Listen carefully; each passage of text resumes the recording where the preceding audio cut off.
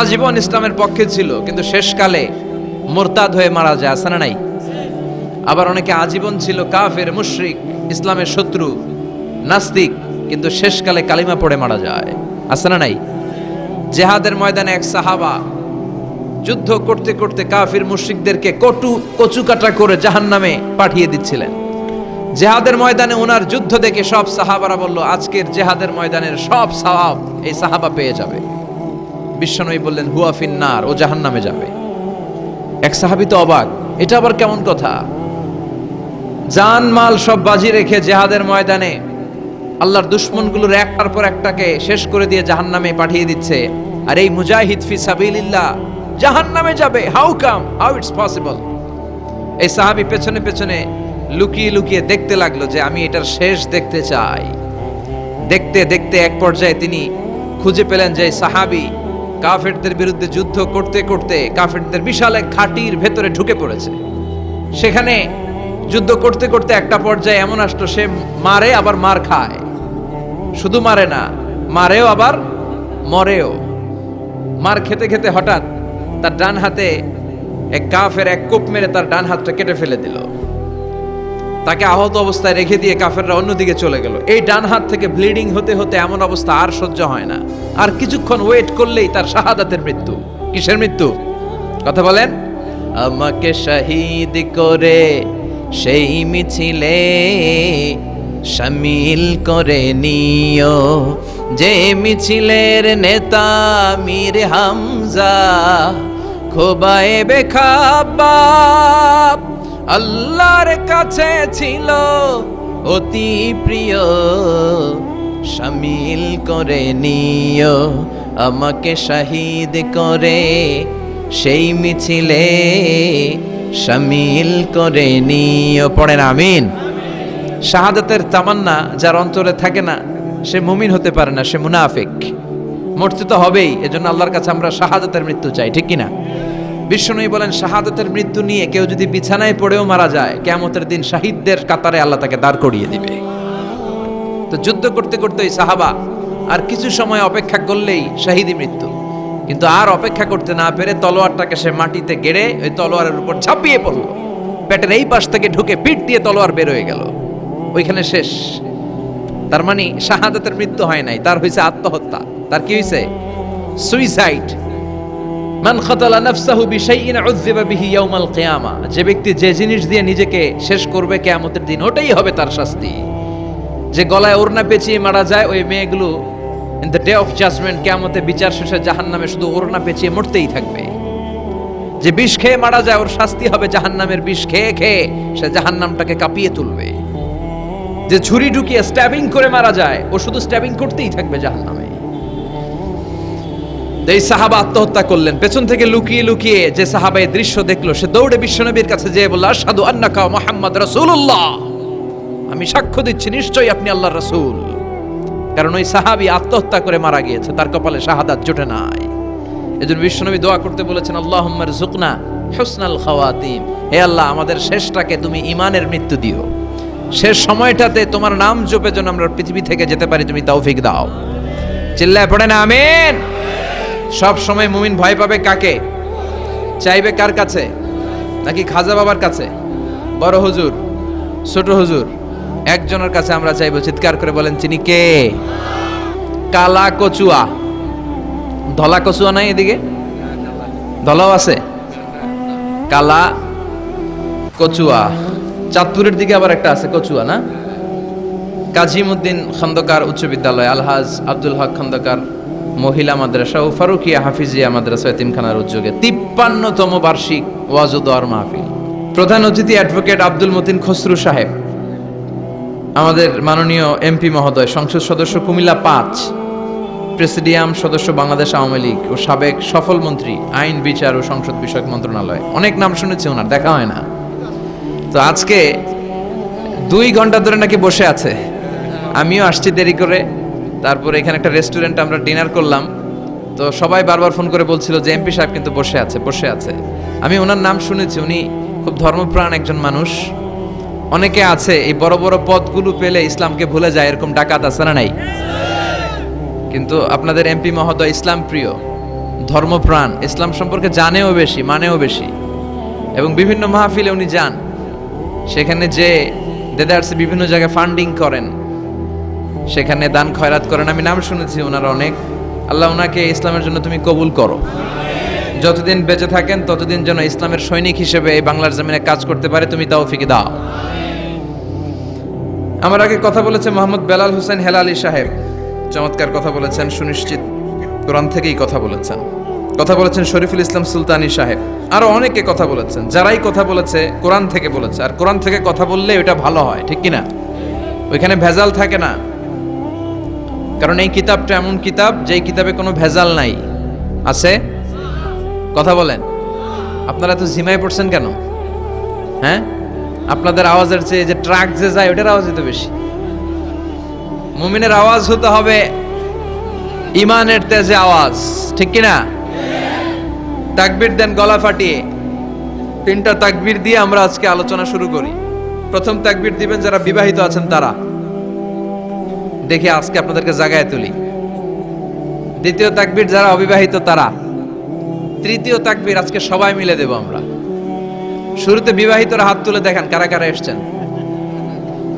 খাইছে আজকে তো বিবাহিত গো মাহফিল। হ্যাঁ, অনেক। আমিও আছি আপনাদের দলে, হাত নামান। মাইকের সাউন্ডটা আরেকটু বাড়াতে হবে, আরেকটু স্ট্রং করো। ঠিক আছে, আমি বলেছি ও বাড়াইতেছে। কোথায় মাইক পেন? কই? বাড়াই দাও, একটু বাড়াই দাও, স্ট্রং করো, সাউন্ডটা স্ট্রং। এদিকে গাড়ি যায় তো, ক্ষেতের মাঝখানে নীরব জায়গায় হলে সেখানে পিন ড্রপ সাইলেন্ট, যেখানে পিন পতন নীরবতা, ওইখানে খুব সুন্দর আওয়াজ হয়। রাস্তার পাশে তো ও চেষ্টা করতেছে, অসুবিধা নেই।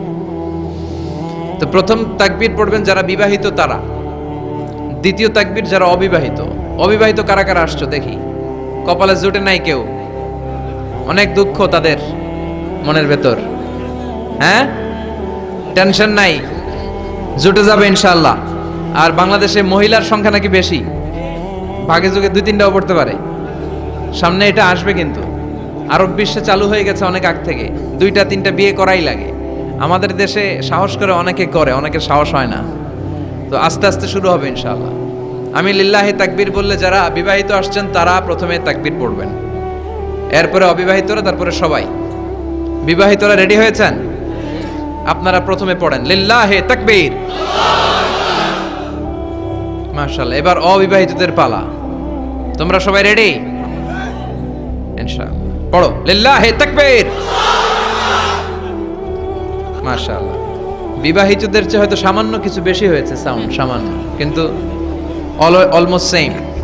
এবার সবাই মিলে আমরা 3টা তাকবীর পড়ে সরাসরি মহাবিশ্বের মহাবিশ্বয় মহাগ্রন্থ আল কোরআন থেকে কিছু কথা আপনাদের সাথে শেয়ার করব। সবাই মিলে 3টা। অনেক আওয়াজ তুলতে হবে যাতে করে এখনো যারা আসে নাই তারা যাতে চলে আসে তাড়াতাড়ি, যে কি মিস করতেছি আমরা। সবাই মিলে 3টা তাকবীর পড়েন লিল্লাহি তাকবীর, লিল্লাহি তাকবীর, লিল্লাহি তাকবীর। আল্লাহ আজীবন যেন তোমার নামের বরত্বের ঘোষণা দেই। আমরা সব সময় তাকবীর দেই একজনের নামে, তিনি কে? আমাদের সব স্লোগানে কার নাম থাকে? হিন্দুরা পড়ে जो तो मिटाना चाहे जीवन का तृष्णा सुबह शाम बोल बंदे कृष्णा कृष्णा कृष्णा।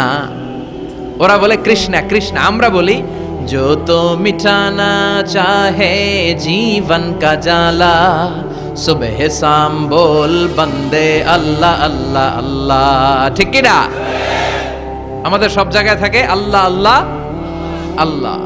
আমরা এই আল্লাহর নামে অন্তরে স্থান দিতে চাই। এই অন্তরটা এমন একটা জায়গা, বিশ্বনবী বললেন ইন্না ফিল জাসাদি মুদগা, নিশ্চয় দেহে একটা গোশতের টুকরা আছে। ইদা সলুহাত সলুহাল জাসাদু কুল্লু, দেহের এই গোশতের টুকরাটা যদি ভালো হয়ে যায় পুরো দেহটা ভালো হয়ে যায়। ওয়া ইন ফাসাদাত ফাসাদাল জাসাদু কুল্লু, দেহের এই গোশতের টুকরা যদি পচে যায়, খারাপ হয়ে যায়, পুরো দেহটা খারাপ হয়ে যায়। বিশ্বনবী বললেন আলা ওয়াহিয়াল কলব, জেনে রাখো এই গোশতের টুকরাটার নাম হচ্ছে কলব।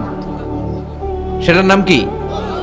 এই যে বাম স্তনের 2 আঙ্গুল নিচে থাকে, এটা এই জায়গায় আল্লাহ সেট করে দিয়েছেন কলব। আলা বিযিকরিল্লাহি তাতমাইন্নুল কুলুব, কোনো কিছু দিয়ে এই কলবের প্রশান্তি আসে না শুধুমাত্র আল্লাহর জিকির ছাড়া।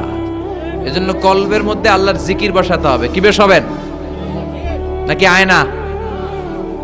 অনেকে আয়না বসাতে চায়, বসায় না? কি বলে?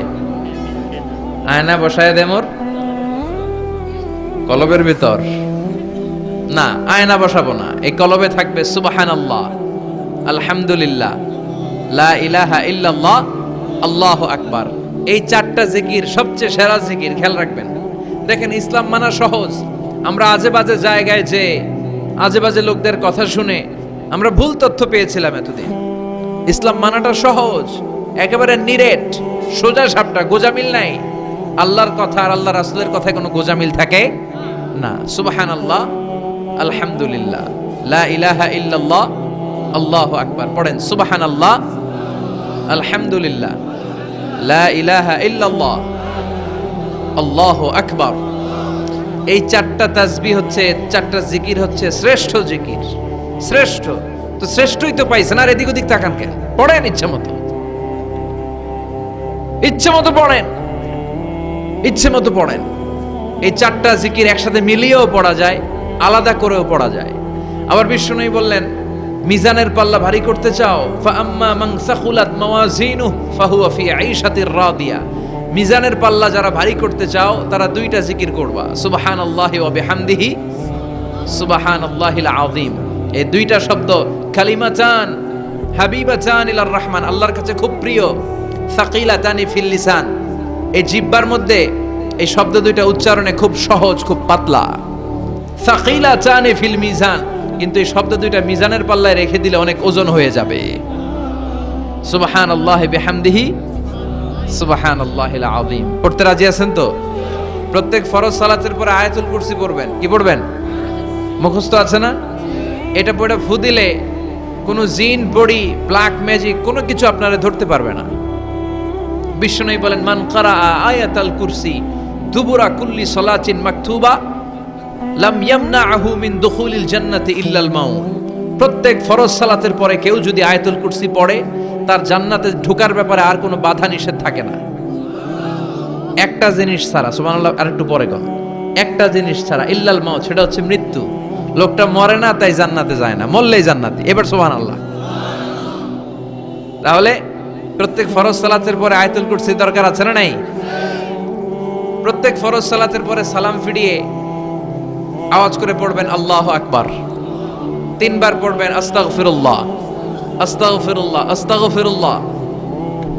সুবহানাল্লাহ 33 বার, আলহামদুলিল্লাহ 33 বার, আল্লাহু আকবার 34 বার। অথবা শেষে 3টা 33 বার পড়ে মিলাবেন লা ইলাহা ইল্লাল্লাহ ওয়াহদাহু লা শারীকা লাহুল মুলকু ওয়া লাহুল হামদু ওয়া হুয়া আলা কুল্লি শাইইন কাদির। আরেক বর্ণনা একটু বাড়ানো হয়েছে, ইউহয়ী ওয়া ইউমীত ওয়া হুয়া আলা কুল্লি শাইইন। এগুলো পড়ে না, কোত্থেকে কি হাবিজাবি পড়ে ঈমান নষ্ট করে। এজন্য মুমিন হবে, মুমিন they work smart, they don't work hard. মুমিন স্মার্টলি কাজ করে, মুমিন কষ্ট করে কাজ করে না। সুবহানাল্লাহ কইবেন না? মুমিন সুযোগ খোঁজে, মুমিন কাজ করে smartly. They don't work hard, they work smart. They work smart, তারা স্মার্টলি কাজ করে। আপনারা জানেন কাবা ঘরের 4টা কর্নার আছে। একটা কর্নারের নাম হচ্ছে রুকনুল হাজারিল আসওয়াদ, এটার নাম হচ্ছে ব্ল্যাক স্টোন কর্নার, যেখানে হাজরা আসওয়াদের পাথর আছে। এই পাথরটাতে চুমু দিলে জীবনের গুনাহ সব মাফ করে দেয় কে? এটা জান্নাতি পাথর। কিয়ামতের দিন এই পাথরকে আল্লাহ একটা জিহ্বা দিবে, ঠোঁট দিবে, 2টা চোখ দিবে।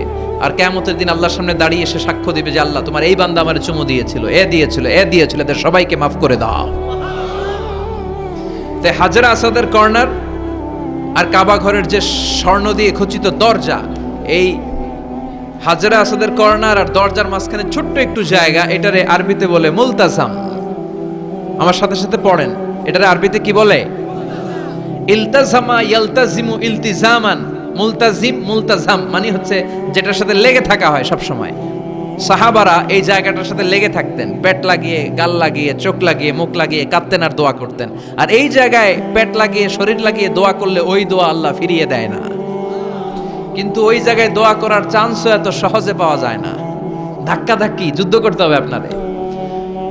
তো এক মাওলানা চান্স পাইছে ওইখানে, অনেক ধাক্কা ধাক্কি করে খাইয়া দেয়া শক্তি কইরা ধাক্কা ধাক্কি পাকিস্তানি পাঠানি যেগুলো আছে 8-10টা পাঠান একসাথে দাঁড়ালে ওগুলার জ্বালায় কিছুই করা যায় না। এইভাবে তাকাইতে হয় ওদের দিকে, তাকাইলে আপনার টুপি পরে যাবে পিছনে, ইয়া উঁচু লম্বা। তো এই মাওলানা অনেক ধাক্কা ধাক্কি করে কোন রকম ওই মুলতাজামে হাত লাগাইতে পারছে। এখন আবার তো আরেক ধাক্কায় কই যে চলে যাবে কোনো হিসাব নাই। তো সেইখানে দাঁড়াই আল্লাহর কাছে দোয়া করছে, যেহেতু এই জায়গায় দোয়া করলেই আল্লাহ কবুল করে, এখন কয়টা চাবে আল্লাহর কাছে, সময় তো নাই। সে ওখানে হাত লাগিয়ে দোয়া করতেছে, আল্লাহ একটাই দোয়া, জীবনে যত দোয়া করছিলাম আর করবো সব দোয়া তুমি কবুল করে নিও। যত দোয়া জীবনে করছি আর মরার আগের দিন পর্যন্ত যত দোয়া আমি করব, এই দোয়াগুলো কবুল কইরো, এই একটাই চাওয়া, আর কিছু চাইলাম না তোমার কাছে। তো কিছু বাকি রাখছে? কথা বলেন। The believer, they work smart, they don't work hard. বিশ্বাসীরা স্মার্টলি কাজ করে, ওরা শক্তি খাটিয়ে ঘাম ঝরিয়ে কাজ করে না, ওরা সুযোগ খোঁজে, ওরা ঝোপ বোঝে কোপ মারে, ঠিক কি না? যেখানে সওয়াব বেশি, অল্প কাজে প্রফিট বেশি, লাভ বেশি, ওইটাই না মানুষ করবে, ঠিক কি না? এজন্য যে সহি আমলগুলোর কথা বললাম ফরজ সালাতের পরে, আজকে থেকে এগুলো আমরা করব, মনে থাকবে ইনশাআল্লাহ। পড়েন, আর জোরে পড়েন ইনশাআল্লাহ। যে বইটা থেকে আমরা কয়েক মিনিট শোনার জন্য আজকে বসেছি, বইটার নাম সবাই বলেন। এই কোরআনে কোনো ভুল নাই, কোনো সন্দেহ নাই। This is the book, the most authentic and original book in the world, whereof there is no doubt in it and a guidance to those who are muttaqin. আল্লাহ বললেন, যালিকাল কিতাব লা রাইবা ফি হুদাল লিল মুত্তাকিন। এমন বই যেটাতে সন্দেহের অবকাশ নেই, মুত্তাকিনদের জন্য গাইডলাইন। আবার রব্বুল আলামিন বলেন, কিতাবুন আনজালনাহু ইলাইকা লিতুখরিজান নাসা মিনাল যুলুমাতি ইলান নূর। ও Muhammad, I've revealed this holy and sacred book unto you in order to lead the mankind out of darkness into the light. ও নবী, অনেকগুলো অন্ধকার থেকে একটা আলোর মশালের দিকে নিয়ে যাওয়ার জন্য আমি কোরআন নাজিল করেছি। বামপন্থীদেরকে ডানপন্থী বানানোর জন্য আমি কোরআন নাজিল করেছি। জাহান্নামীগুলারে জান্নাতি বানাতে আমি কোরআন নাজিল করেছি। সুবহানাল্লাহ পড়েন।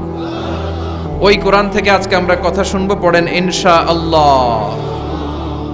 আমি আপনাদের খেদমতে আল কোরআন আল কারীমের 30তম পারার 112তম সূরা, খুব ছোট্ট একটি সূরা, সাইজে ছোট্ট হলেও ফজিলতের শেষ নাই, এই সূরার বরকতের শেষ নাই, এই সূরার ইম্পর্টেন্স, সিগনিফিকেন্স, স্ট্যাটাস, এগুলো শেষ নাই। অনেক ছোট ছোট জিনিসকে আমরা উপেক্ষা করি, আমরা গুরুত্ব দিতে চাই না, কিন্তু আসলে এটার গুরুত্ব যে কত বেশি আমরা বুঝি না। সূরাতুল ইখলাস হচ্ছে ওই রকম একটি সূরা যেটাকে আমরা গুরুত্ব দেই কম, আসলে অনেক গুরুত্বপূর্ণ। সুবহানাল্লাহ পড়েন। এমন একটা সূরা যে সূরাটা সবার মুখস্থ আছে, মুখস্থ নাই কার কার একটু হাত তোলেন। সবার মুখস্থ আছে না? আলহামদুলিল্লাহ পড়েন। তো এই সূরাটা থেকে কিছু কথা আজকে আমরা শুনবো, শিখবো, জানবো, আমলের নিয়তে। নিয়ত খালেস করেন, ইন্নামাল আমালু বিন্নিয়াত। সব কাজের প্রতিফল দেয়া হবে নিয়তের উপর বেস করে, বেসড অন ইউর ইন্টেনশন। আপনার কি ইচ্ছা ছিল, এজন্য সব কাজ করার আগে নিয়তটাকে খালেস করবেন। নামাজে দাঁড়ানোর আগে যদি নিয়তে গোলমাল থাকে, নামাজ হবে? কথা বলেন। আপনি যদি লোক দেখানোর জন্য সালাত পড়েন, হবে? মানুষে আপনারে আলহাজ ডাকবে, এজন্য যদি হজ করেন, কবুল হবে? এরকম হাজি আছে না নাই? আলহাজ না ডাকলে চাইতে ওঠে, আছে না নাই? তো আপনি চেতেন কেন? আপনি কি আলহাজ শোনার জন্য হজ করছেন? হজ করেছি কার জন্য? আতিমুল হাজ্জা ওয়াল উমরাতা লিল্লাহ। আল্লাহর শব্দ চুজিংটা দেখছেন? আল্লাহর রুচি দেখেছেন? লিল্লাহ, আল্লাহ যোগ করে দিয়েছে আতিমুল হাজ্জা ওয়াল উমরাতা লিল্লাহ। হজ এবং উমরা করবে শুধুমাত্র একজনকে খুশি করার জন্য। তিনি কে? এটার নাম ইখলাস। সবকিছু আল্লাহর জন্য করতে চাওয়া, এটার আরবি নাম হচ্ছে ইখলাস। আরবি নাম কি? আর এই ইখলাস নামে আল্লাহ কোরআন একটা সূরায় দিয়ে দিয়েছে। সুবহানাল্লাহ। কোরআনে যত সূরা আল্লাহ দিয়েছে, প্রত্যেকটা সূরার নাম কোরআনের ওই সূরার ভেতরকার কোনো আয়াত থেকে বা শব্দ থেকে নেওয়া হয়েছে। কিন্তু এই সূরাটা, এই সূরার ভেতরকার কোনো শব্দ থেকে এটার নামকরণ হয় নাই। সূরাতুল ইখলাসের ভিতরে আল ইখলাস শব্দটা আছে, এটা একটা সূরা। আর একটা সূরা আছে যে সূরার নামকরণ ওই সূরার কোনো শব্দ থেকে নেওয়া হয় নাই, সেটা হচ্ছে সূরাতুল ফাতিহা। আল ফাতিহা শব্দটা সূরা ফাতিহা 7 আয়াতের কোথাও আছে? সূরাতুল ইখলাস, আন্তরিকতার সূরা, দ্য সূরা অফ সিনসিয়ারিটি। তো এজন্য শুরুতে নিয়ত খালেস করে নেন যে যা আজকে আমরা শুনবো আমলের নিয়তে ইনশাআল্লাহ। পড়েন, আল্লাহ তুমি কবুল করো। তবে আমি যখন বক্তৃতা করি আমি মনে করি যে আমি ক্লাস নিচ্ছি, এবং আমাকে অনেকে মেসেজ করে যে, আমাকে আমার ফেসবুক পেজে অনেকে মেসেজ করে যে হুজুর আমি আপনার তাফসির ক্লাসের একজন ছাত্র, আমার বুকটা ভরে যায়। আমার খুব আনন্দ হয় তখন যে আমি আপনার তাফসির ক্লাসের এক ছাত্রী, আমি আপনার তাফসির ক্লাসের এক ছাত্র। তো এটা একটা ক্লাস, এজন্য আপনাদেরকে কিছু জিজ্ঞেস করলে আপনারা আওয়াজ করে উত্তর দিবেন। সূরাটার নাম হচ্ছে সূরাতুল ইখলাস। কি নাম? সূরাতুল ইখলাস। এই সূরার আয়াত সংখ্যা 4টি। চিল্লায় বলেন কয়টি? এই সূরাটা মাক্কি সূরা। কি সূরা? কোরআনের সূরাগুলো দুই ভাগে বিভক্ত, একটা মাক্কি আর একটা মাদানী। এটা কি সূরা? সবাই বলেন। এটা কোরআনের 112তম সূরা। এই সূরায় মোট শব্দ আছে 15টা, অক্ষর আছে 47টা। আলহামদুলিল্লাহ পড়ে। সূরাটার নাম হচ্ছে সূরাতুল ইখলাস। সূরাতুল ইখলাসে শুধু এই সূরার নাম নয়, আরো অনেকগুলো নাম পাওয়া যায় এই সূরার। তন্মধ্যে একটি নাম হচ্ছে সূরাতুত তাওহীদ। সূরাতুল ইখলাসের অপর আরেকটি নাম হচ্ছে সূরাতুত তাওহীদেরি মুর্শিদ আমার মুহাম্মাদের নাম বলো, মুহাম্মাদের নাম। আল্লাহর নাম জপলে বুঝতে পারি আল্লাহরই কালাম বলো, মুহাম্মাদের নাম। ওই নামেরই রশি ধরে যাই আল্লাহর পথে, ওই নামেরই ভেলায় চড়ে ভাসি নূরের স্রোতে। ওই নামের বাতি জেলে দেখি আরশের মুকাম বলো, মুহাম্মাদের নাম। পড়েন, তাওহীদেরি মুর্শিদ আমার মুহাম্মাদের নাম বলো, মুহাম্মাদের নাম। আল্লাহর নাম জপলে বুঝতে পারি আল্লাহরই কালাম বলো, মুহাম্মাদের নাম। সুবহানাল্লাহ পড়েন। এই সূরার একটা নাম হলো সূরাতুত তাওহীদ। কি নাম? সবাই বলেন। সূরাতুত তাওহীদ। কি নাম? তাওহীদের সূরা। তাওহীদ মানে একত্ববাদ, oneness of God, oneness of creator. আমাদের স্রষ্টা যে একজন, সেটাকে আরবিতে বলে তাওহীদ। আমরা এক আল্লাহ কেন্দ্রিক সব কাজ করি। আমরা নামাজের সময় ডাকি কারে? আজানের সময়, একামতে, জবাই, কুরবানি, স্লোগান, সবকিছুতে কার নাম? এটার বলে তাওহীদ। আর এই তাওহীদের বিপরীত হচ্ছে শিরক, আল্লাহ ছাড়া অন্য কারো কাছে হাত পাতা। আল্লাহর সামনে মসজিদে যে মাথা না নুয়ে মাজারে যে মাথা নত করে বাবার কাছে চাওয়া, আছে না নাই? দয়াল বাবা রে দয়া করো আমারে, দয়াল খাজা রে দয়া করো আমারে, আছে না নাই? বাবা খাজা কেউ দয়া করতে পারে না, দয়া করার মালিক কে? আল্লাহ। এজন্য বলতে হবে দয়াল আল্লাহ রে দয়া করো আমারে। পড়েন, দয়াল আল্লাহ রে দয়া করো আমারে। মৃত ব্যক্তির কাছে কিছু চাওয়া যায় না। খেয়াল করে শুনবেন, আল মাইয়িতু ফিল কবর কাল গারিকু ফিল বাহার। সাঁতার না জানা ব্যক্তি সাগরে পড়ে গেলে যেমন অসহায়, কবরে চলে গেলে মানুষটা এরকম অসহায়, সে চেয়ে থাকে আপনারা কি পাঠাইবেন, আপনারা তার জন্য কি পাঠান, এটার জন্য সে ওয়েট করে। সে কিছু পাঠাতে পারে না, সে আপনার বিপদ থেকে উদ্ধার করতে পারে না, সে আপনার মনের আশা পূর্ণ করতে পারে না। আপনার মনের আশা পূর্ণ করতে পারে শুধু একটা সত্তা। চিল্লায় বলেন তিনি কে? এটার নাম তাওহীদ। এটার নাম কি? এজন্য খাজা বাবার দরবারেতে কেউ ফিরে না খালি হাতে। এগুলো বলবেন কখনো? কেউ ফিরে না খালি হাতে, খাজারে তোর দরবারেতে, বলে না? এটা কি সত্যি? কত দরবার থেকে কত লোক খালি হাতে ফিরে। দামি ঘড়ি পরে গেছে, ঘড়ি চুরি হয়েছে, এখন খালি হাতে ফিরে। পকেট ভর্তি টাকা নিয়ে গেছিল, টাকা চুরি হয়ে যায়, খালি পকেটে ফিরে আছে না নাই? দামি জুতা পরে গিয়েছে, জুতা চুরি, খালি পায়ে ফিরে আছে না নাই? এক দরবার থেকে কেউ কোনোদিন খালি হাতে ফিরে না। চিৎকার করে বলেন, দরবারটা কার? কেউ ফিরে না খালি হাতে, আল্লাহরে তোর দরবারেতে। পড়েন, কেউ ফিরে না। মনে থাকবে? এটার নাম তাওহীদ, এটার নাম। আর এর বিপরীত হচ্ছে শিরক। বিপরীত কি? ইন্নাল্লাহা লা ইয়াগফিরু আন ইউশরাকা বিহি ওয়া ইয়াগফিরু মা দুনা যালিকা লিমান ইয়াশা। আল্লাহ বলেন তিনি সব গুনাহ মাফ করে দিতে পারেন, সব গুনাহ তিনি ক্ষমা করে দেন, সব পাপ তিনি মার্জনা করে দেন, শুধুমাত্র শিরকের পাপ ছাড়া। কোন পাপ ছাড়া? মনে থাকবে? শিরক করছেন তো মরছেন, শিরক করেছেন তো মরেছেন। ক্যান্সারের অ্যানসার আছে, শিরকের কোনো অ্যানসার নাই, কারণ আল্লাহ সব মাফ করে, এটার মাফ করে না। ইন্না শিরকা লা যুলমুন আযীম, এটা মহাপাপ, সব পাপের বড় পাপ, সব পাপের বাপ। এটার নাম শিরক। এটার নাম কি? চাবো আল্লাহর কাছে, চাবো, সেজদা দিব আল্লাহর কাছে, সেজদা দেব। মনের আশা আকাঙ্ক্ষা জ্বালা যন্ত্রণা সব দূর করে দিতে পারে একজন। চিৎকার করে বলেন, তিনি কে? বিশ্বনবী বলেন হাদিসে কুদসিতে, আল্লাহ ফরমান, কিয়ামতের কঠিন ময়দানে পাহাড় পরিমাণ গুনাহ নিয়ে, সাগরের অথই জলরাশি পরিমাণ গুনাহ নিয়ে, ও বান্দা, যদি তুমি আমার কাছে হাজির হয়ে যাও, ওই গুনার মধ্যে যদি শিরকের কোনো গুনাহ না থাকে, তাহলে আমি আল্লাহ পাহাড় পরিমাণ, সাগরের জলরাশি পরিমাণ ক্ষমার দয়া নিয়ে তোমার কাছে হাজির হয়ে যাব।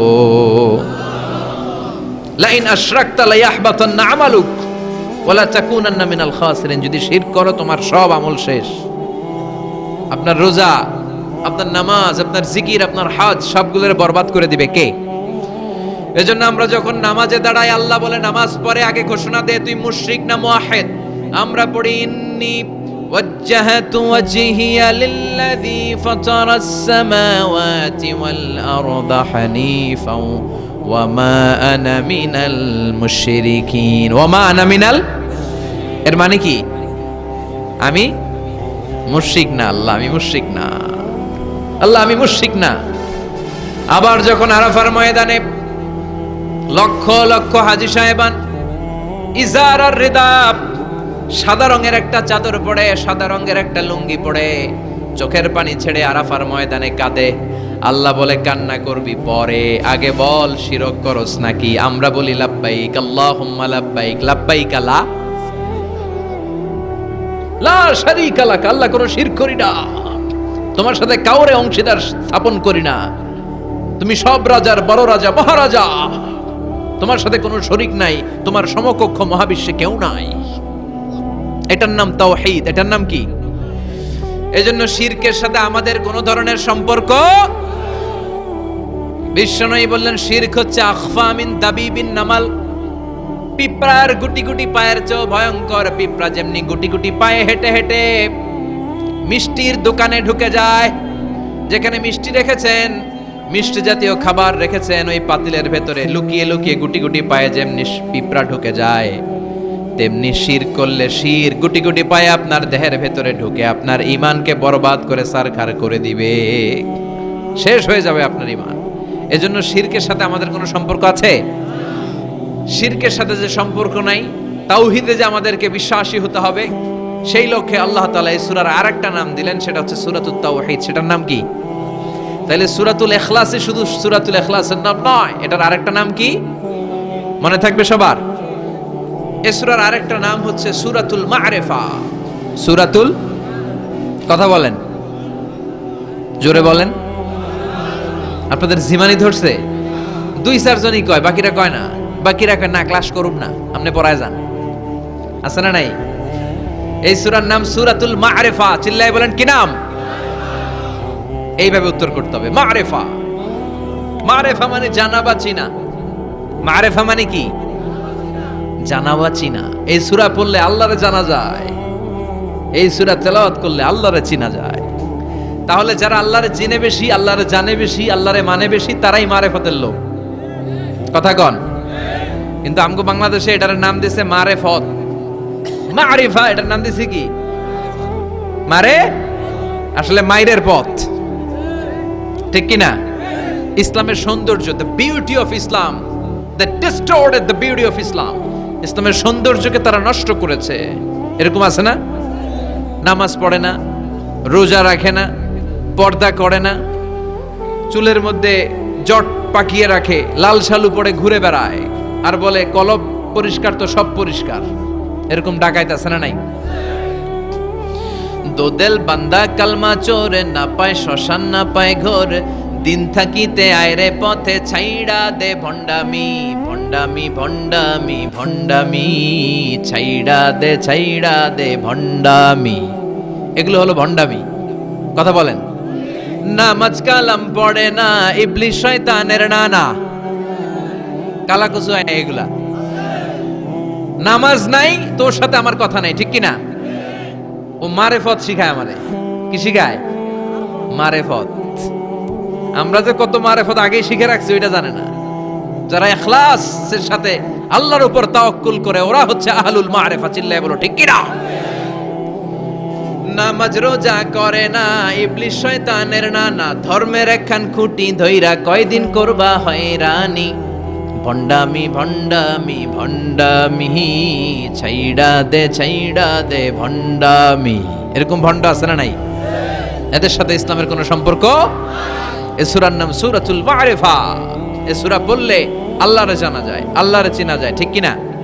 তাহলে শিখলেন এ সূরার একটা নাম সূরাতুত তাওহীদ, আরেক নাম সূরাতুল মারিফা। এই সূরার আরেকটা নাম সূরাতুস সামাদ। সূরাতুস, কেননা এই সূরার ভেতরে সামাদ শব্দটা আছে না নাই? সামাদ কার নাম? কথা বলেন। আল্লাহর নাম। সামাদ মানে হচ্ছে অমুখাপেক্ষী, যিনি কারো কাছে চায় না, সবাই তার কাছে চায়। তিনি কে? তিনি আল্লাহ। এটার নাম সূরাতুস সামাদ। সামাদ মানে অমুখাপেক্ষী। সামাদের বিপরীত শব্দ হচ্ছে সনাম। সামাদের বিপরীত কি? সানাম মানে মূর্তি। সানাম মানে মূর্তি। জাহেলি যুগে বিশ্বনবীর কাছে যখন সর্বপ্রথম তাওহীদের দাওয়াত আসলো, ওই সময়ে একটা লোক মূর্তির পূজা করত, মূর্তিটারে খুব দেখভাল করত, যত্ন করত, আদর সোহাগ করত, আর রাত্রিবেলা এটার সামনে মিষ্টি দই হালুয়া চিরা রাইখা কেঁদে কেঁদে মনের জ্বালার কথা মূর্তির কাছে কইতো। সে ভাবতো এটাই আমার বড় খোদা। সে কি ভাবতো? এটাই আমার, এটারে বললেই এটাই আমার বিপদ থেকে মুক্তি দিবে, আমাকে পরিত্রাণ দিবে, আমাকে সেভ করবে এটা। এভাবে সে আল্লাহকে বাদ দিয়ে মূর্তির ইবাদত করত, মূর্তিকে খুব যত্ন করত। একদিন কোন এক কাজে মূর্তিটাকে রেখে এসে ঘরের বাইরে গেল, এক পাশে গেল। কাজ শেষে এসে দেখে তার এই মূর্তির গায়ে পানি। মূর্তিটাকে দেখতে মনে হচ্ছে যে কে যেন গোসল করায় গেছে, পানি। তো সে ভাবলো যেহেতু আমার খোদার গায়ে পানি, এটা নিশ্চয়ই ভালো পানি হবে। He thought it is the water of mercy and blessings. সে ভাবলো it could be the water of rahma. এটা মনে হয় রহমতের পানি হবে, যেহেতু খোদার গায়ে পানি।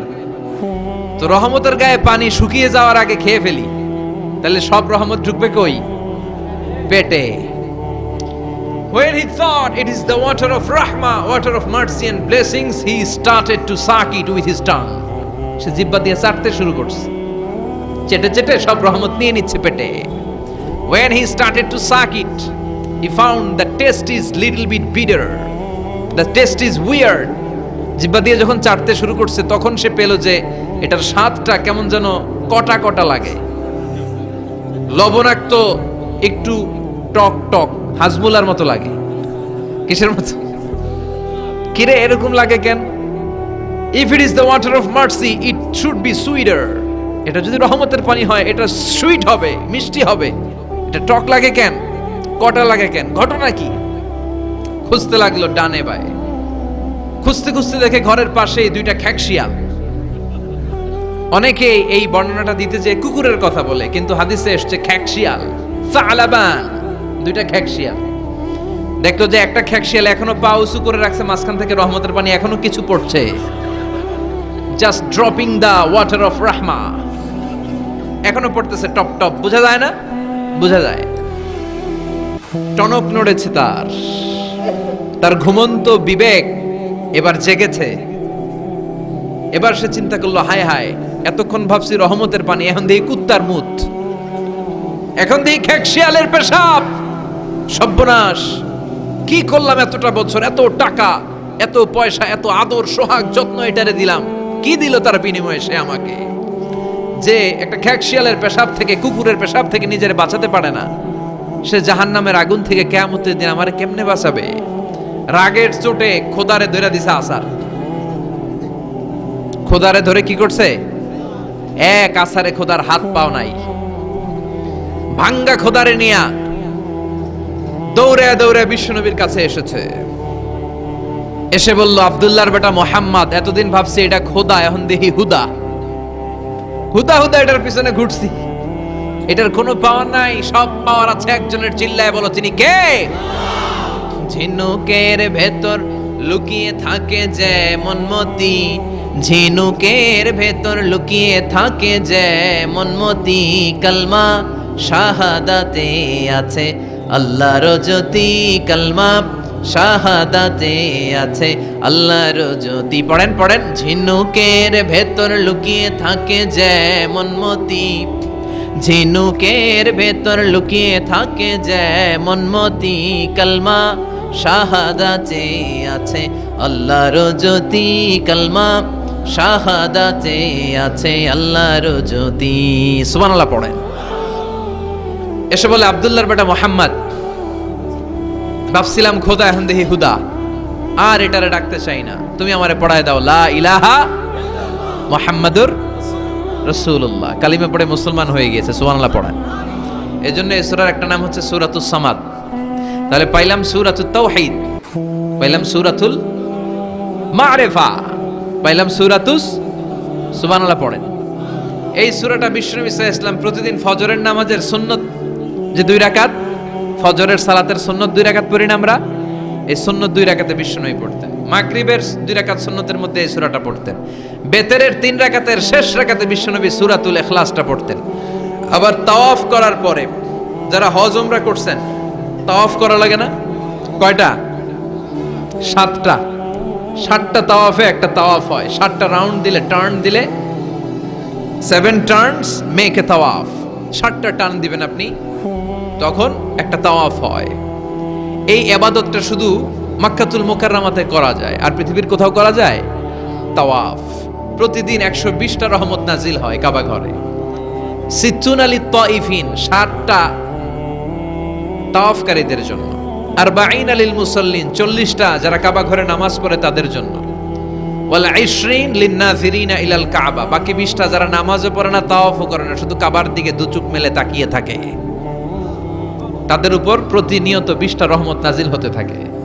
প্রতিদিন 120টা রহমত নাজিল হয় কাবাকে কেন্দ্র করে। সুবহানাল্লাহ। বাড়িতে গিয়া চিৎকার করে আল্লাহু আকবার।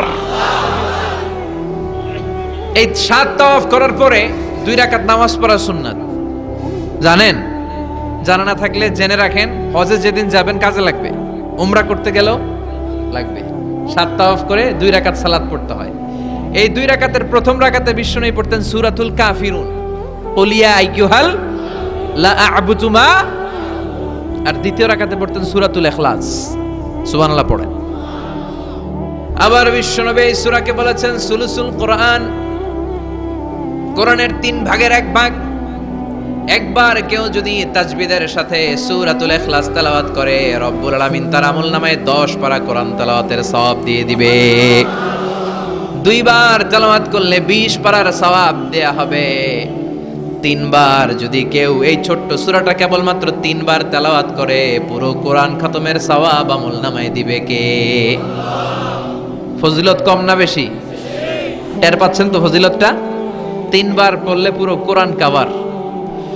কোন কোন মুহাদ্দিসিন বলেছেন না, বিশ্বনবী সুলুসুল কোরআন দ্বারা 1/3 অফ দ্য বুক দ্বারা এটা বুঝায় নাই। বিশ্বনবী বুঝিয়েছেন পুরো কোরআনটাকে যদি প্রেসাইজ করা হয়, কনসাইজ করা হয়, যে হুজুর পুরো কোরআনের সব কথাগুলোর আপনি প্রেসাইজ করে 3 শব্দে আমারে বলেন যে পুরো কোরআন আল্লাহ কি বলেছে, তাহলে আমি বলবো কোরআনে আল্লাহ আপনাকে বলেছে তাওহীদের কথা, বলেছে রিসালাতের কথা, আর বলেছে আখিরাতের কথা। তাহলে পুরো কোরআনের মৌলিক কথা 3টা। 1 নাম্বার তাওহীদ, 2 নাম্বার রিসালাত, 3 নাম্বার, সবাই বলেন 1 নাম্বার, 2 নাম্বার, 3 নাম্বার।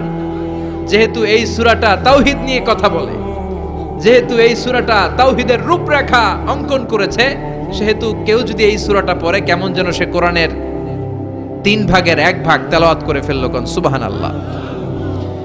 এজন্য এটাকে বিশ্বনবী বলেছেন সুলুসুল কোরআন, 1/3 অফ দ্য বুক। হয় একবার পড়লে 10 পারা, দুইবার 20 পারা, তিনবারে পুরো খতম, না হয় অন্তত তাওহীদের সব বিষয়গুলো আপনার অন্তরের মধ্যে ঢুকে যাবে। চিল্লায় কোন আল্লাহু আকবার। অনেক বরকতের সূরা।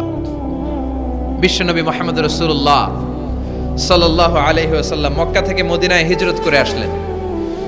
মদিনায় যাওয়ার আগে কোবা পল্লী, যারা হজ উমরায় গিয়েছেন, মক্কা থেকে মাত্র 5 কিলোমিটার দূর একটা মসজিদ আছে, মসজিদে কোবা। প্রতিদিন শনিবার বিশ্বনবী মসজিদে নববী থেকে কোবা মসজিদে হেঁটে হেঁটে যে 2 রাকাত নামাজ পড়তেন। কেউ যদি অজু করে, ঘর থেকে অজু করে যে কোবার মসজিদে নামাজ পড়ে, তার আমল নামে আল্লাহ একটা কবুল উমরা হজের সওয়াব দিয়ে দিবে। এজন্য দেখবেন প্রতি শনিবারে কোবা মসজিদে ভিড়। আমি যতবার গিয়েছি সৌদিতে, প্রত্যেক শনিবারে ওখানে জিয়ারত করেছি। শনিবারে যে কোবা মসজিদে আপনি নামাজ পড়বেন। এই কোবা মসজিদ তৈরি করে বিশ্বনবী চলে আসলেন মদিনাতুল মুনাওয়ারাতে। এসে তিনি জায়গা চুজ করলেন, কোথায় হবে আমার মসজিদ, লোকেশন চুজ করলেন। বিশ্বনবী লোকেশন চুজ করতে পারতেন খুব ভালো। খুঁজে খুঁজে এমন একটা জায়গা তিনি বাছাই করলেন, সেন্টার অফ দ্য সিটি, এটা শহরের একেবারে মাঝখানের জায়গা। বিশ্বনবী বললেন এই জায়গা আমার লাগবে। সুবহানাল্লাহ কইবেন না? কি জ্ঞান, কি বুদ্ধিমত্তা, কি ফিলোসফি ছিল বিশ্বনবীর। সব জায়গায় বিশ্বনবীর এই অভাবনীয় বুদ্ধিমত্তা। বিশ্বনবী যখন কোনো যুদ্ধে যেতেন, যুদ্ধ ডান দিকে, যুদ্ধ কোন দিকে, কিন্তু সেনাপতি নিয়ে বের হইতেন বাম দিকে, বের হইতেন বাম দিক দিয়ে, ঘুইরা টুইরা ওই দিকে যাইতেন। সুবহানাল্লাহ কইবেন না? যাতে কেউ কল্পনাই করতে না পারে কোথায় অ্যাটাক করবে উনি। এটা হচ্ছে সেনাপতির যুদ্ধ কৌশল। বিশ্বনবীর যুদ্ধ যদি হতো বাম দিকে, উনি বের হইতেন ওই দিকে। বিশ্বনবীর যুদ্ধ হলো সামনে, মদিনা থেকে তিনি পিছনের রাস্তা দিয়ে অনেক দূরে চলে যেতেন। সেখান থেকে মরুভূমির পথ পাড়ি দিয়ে তারপর যুদ্ধের ময়দানে যেতেন। বুদ্ধিমত্তা, intellectual power. He was a very good mediator ever in the world. পৃথিবীর সবচাইতে বেশি কূটনৈতিক বুদ্ধি সম্পন্ন মানুষ করে আল্লাহ তাআলা বিশ্বনবীকে বানিয়েছেন। ওয়াজ এ ভেরি গুড মিডিয়েটর। মধ্যস্থতা করতে পারতেন ভালো, সালিস করতে পারতেন ভালো। সালিস আমরা বাংলায় বলি সালিশ, আসলে শব্দটা সালিস, আসানি আসালিস। আমার আপনার মধ্যে ঝগড়া, তো আমি 1 আপনি 2, আরেকজন লাগবে কি 3 নাম্বার, আসালিস। এটাকে বলে সালিশ। সালিশই করতে পারতেন বিশ্বনবী, চমৎকার। স্বামী স্ত্রীতে ঝগড়া হইলে মিলাই দিতেন। কত ফাতেমা আর আলীর ঝগড়া মিলাই দিয়েছেন তার হিসাব নাই। সুবহানাল্লাহ কইবেন না? এমন কি হি ওয়াজ এ ভেরি গুড মিডিয়েটর, ভালো মধ্যস্থতাকারী ছিলেন। স্ত্রীদের মধ্যেও ঝগড়া লাগতো, বিশ্বনবীর স্ত্রীদের মধ্যেও খুনসুটি হতো, ঝগড়া মারামারি। বিশ্বনবীর একমাত্র ভার্জিন কুমারী স্ত্রী ছিল আয়েশা রাদিয়াল্লাহু তাআলা আনহা। ওনার বাড়িতে বিশ্বনবীর আরেক স্ত্রী, খুব সম্ভবত হাফসা বা সাফিয়া, কোন বর্ণনা এসেছে পায়েস, কোথাও এসেছে ঝোলওয়ালা তরকারি হাদিয়া নিয়ে আসছে, যে এটা আপনারা দিলাম। আয়েশা তরকারি দেখে রেগে গেলেন, আমার ঘরে তরকারি দিছো কেন, আমি রাঁধতে পারি না? আমি নিজ হাতে রান্না করে বিশ্বনবীরে খাওয়াবো। রেগে মেগে তরকারির ঝোল নিয়ে সাফিয়ার বা হাফসার গালের মধ্যে মেখে দিয়েছে। হাফসা যে বিশ্বনবীর কাছে বলি, ইয়া রাসূলুল্লাহ, কুমারী বউ তো আদর করছেন বেশি, লাই দিয়া কই তুলছেন দেখেন। ও নবী, আমি পায়েস নিয়েছিলাম আর ঝোল করা তরকারি নিয়েছিলাম, ভেবেছিলাম আপনিও খাবেন, আয়েশাও খাবে। আয়েশা কয়, আমি কি রাঁধতে জানি না, নিয়ে আসলা কেন আমার ঘরে, দিলা কেন? আমি রাঁধতে জানি, নিয়ে যাও। শুধু আমার তরকারিটা প্রত্যাখ্যান করে নাই, তরকারির ঝোল আর পায়েস দিয়ে আমার গালের মধ্যে কসমেটিক্স বানায়া দিছে। এই যে গাল দেখেন, দলিল নিয়ে আসছি, দেখেন কি করছি। বিশ্বনবীর পদ্ধতি ছিল, বিচার কেউ দিলেই he never take any action, he never react anymore. কখনো উনি অ্যাকশনে যেতেন না, উনি 2 পক্ষের কথা শুনতেন। সুবহানাল্লাহ পড়েন। আর আমাদের বিচার করতে গেলে একজনের কথা শুনে আরেকজনরে বাস আছে না নাই? বললেন আয়েশারে ডাকো। আয়েশা, এমন করেছো? করেছি। কেন করেছো? বললে, ইয়া রাসূলুল্লাহ, মাথাটা গরম ছিল,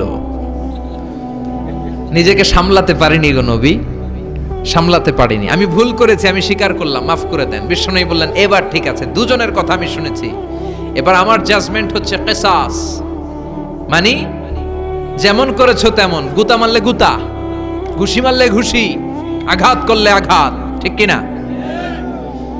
হাফসাকে তুমি যেমনি ঝোল মাখিয়ে দিয়েছো, হাফসা তুমিও বাটি থেকে ঝোল নিয়ে আয়েশার গালে পলিশ করে দাও।